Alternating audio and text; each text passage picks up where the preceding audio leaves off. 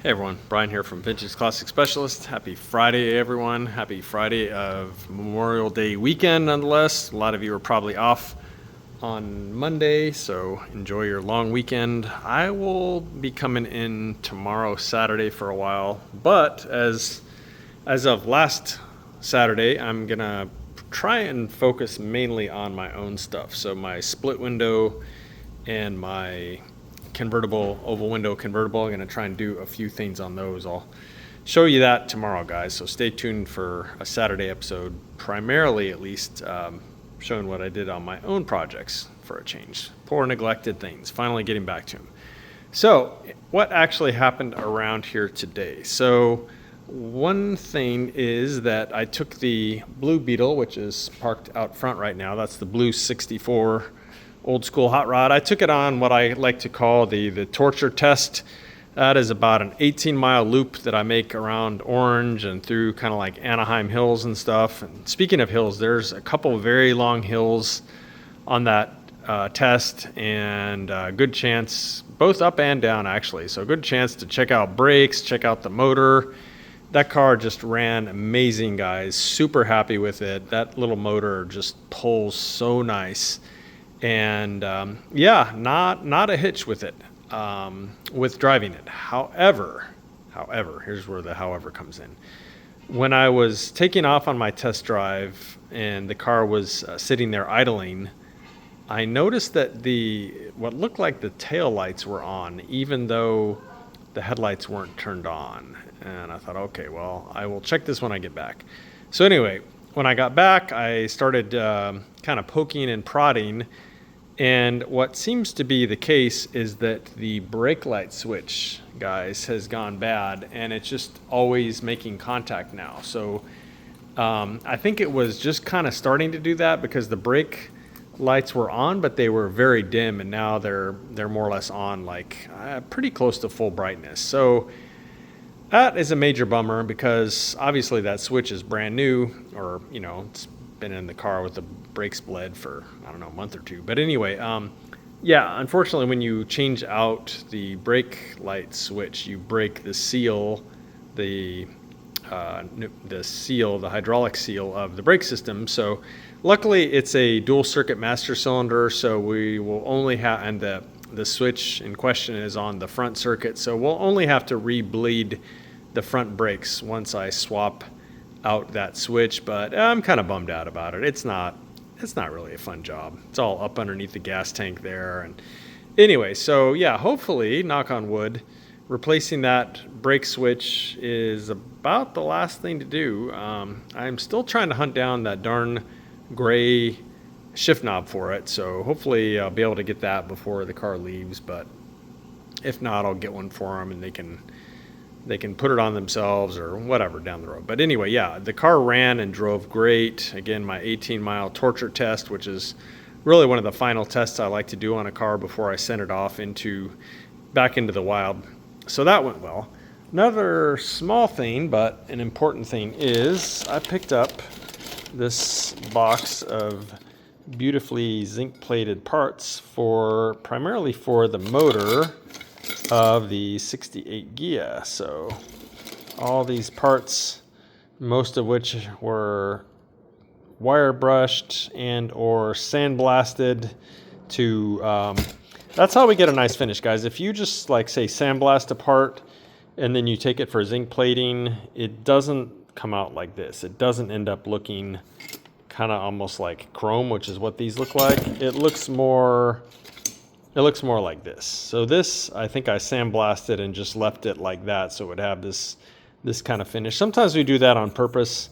Sometimes we want things to really sort of pop, so we wire brush them on the wire wheel there, and that tends to give them a really nice finish. So just a little trick for you, giving things different types of finishes depending on how you finish them before they go into the process. But anyway, so this is pretty much all the hardware for the generator, the carburetor, and the distributor, and the regulator, and a few other odds and ends like dipstick and stuff like that, and clamps for the air cleaner, some other air cleaner parts here. So yeah, pretty much other than the ceramic coating that I'm waiting for, the muffler and the intake manifold, this is, I guess that makes this like the second to last piece of the puzzle of the motor for that guy, the 68 Gia. And I got some other parts from Wolfsburg West today and yesterday too, a new fuel pump and some stuff like that. So whenever the ceramic coating comes in, that motor should go together pretty fast, guys. So stay tuned for that here in the next week or so. All right, so the other thing that I did today, which you probably saw on the thumbnail, is the rest of the fuel injection system came in today for this. And this is, of course, the 2161cc motor for none other than Big Blue here, our favorite bay window bus. And yeah, so kind of spent the afternoon just mocking stuff up. You guys know I like to like dry fit everything and sort of figure out routings and stuff like that before things go together for real. This engine tin still all needs to be pulled off and powder coated, but I want to have everything on this motor fit first. So the other kind of big piece of the puzzle I'm waiting for is the air conditioner system, because for that one, I'm going to have to chop this off, relocate it over here, probably cut some holes in the tin up here and or back here for the various braces and stuff that hold the compressor, the air conditioner compressor about right here. So still need to modify tin and stuff like that. So once that's all mounted and mocked up and stuff, then finally all the tin will come off and go to powder coating, and then it'll be just a matter of like bolting everything together. I do still want to run this motor out of the car and maybe even stick it on the dyno with the fuel injection system just to like test everything out and stuff before it goes into the car. So what I need to do is I need to talk to the folks over at Gilmore and see when they expect to ship the air conditioner system for this, so that I can gauge if I want to wait. Like for example, if they're going to ship it, well, Monday's a holiday. Say if they're going to ship it Tuesday and I'd have it like a little later next week, I'd probably wait and do all that test fitting and stuff, and then strip everything off, do powder coating, put it all back together, and then test the EFI system. If it's going to be a ways though for the air conditioner system, then I think what I'll do is I'll go ahead and, bolt the manifolds up for real and kind of put everything together for real, bolt the exhaust up for real, and run the motor and stuff like that. And then whenever the AC system comes in, then I'll do whatever modifications are needed for that. And then the whole thing will come apart and then go to powder coating. But then at that point, it's pretty much going to be ready to go in the car once it goes back together. So we'll see. It's kind of going to depend on the timing of when that AC stuff is coming in. So couple small things here. One is that now that I've really been testing fitting the Mustache bar some more, look at that, guys. That thing is super crooked. It seems to have a pretty bad twist in it, which I think you can see on the video. See how it's kind of twisted like this? So yeah, I don't know how it got like that in this bus. People do all kinds of unfortunate things. Somebody I talked to said some people like to hook up toe straps to these things. That seems like a good possibility. But yeah, it's pretty crooked, guys. So I need to try and hunt down a replacement Mustache bar for this car.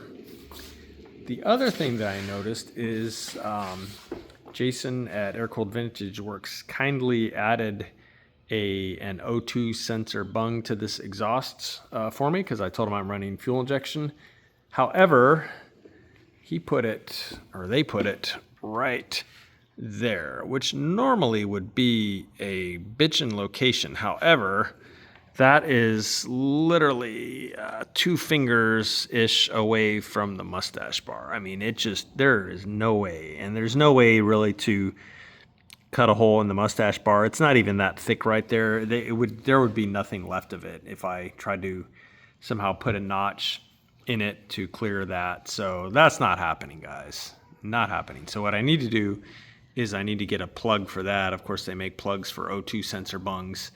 And then have a bung put right here on the muffler. So, you know, it's only another 8 inches downstream. It's not really, I think, going to make any significant difference as far as the O2 sensor's ability to sense O2, so to speak. But anyway, yeah, so here it's going to be mounted and kind of, excuse me, guys, kind of facing this way where it'll go between these things and have plenty of room there to not interfere with anything or have anything interfere with it. Excuse me. So, yeah, that's something that I'm going to have to get that fixed before I can put this motor together and run it anyway, because of course it is a closed loop fuel injection system. So yeah, just always something like that, guys, with these, especially with these projects that have a lot of custom stuff, or, you know, it's not necessarily just like a cookie cutter motor with, not that there's anything wrong with that, but it's not like a cookie cutter motor that's necessarily been done like a bajillion times. So yeah, there's always some little challenges like that. No big deal. I'm still also waiting on these connectors that connect here to here so we can connect the fresh air tubes and stuff like that. So more pieces of the puzzle still to solve and come in. And again, this Mustache bar, you can kind of see it from this side too. It's tilted this way a little bit. So that, I think, guys, is about it for today. Like I mentioned, I will be in tomorrow, Saturday, primarily at least working on my own car. And then Monday, which is, of course, Memorial Day. Did I say Labor Day earlier? Anyway, Memorial Day. I will be in probably half a day, maybe more. We'll see. So yeah, there should be episodes coming out sort of on their normal days that you guys would expect here, regardless of the holiday. So thank you all for watching, and we'll see you again tomorrow.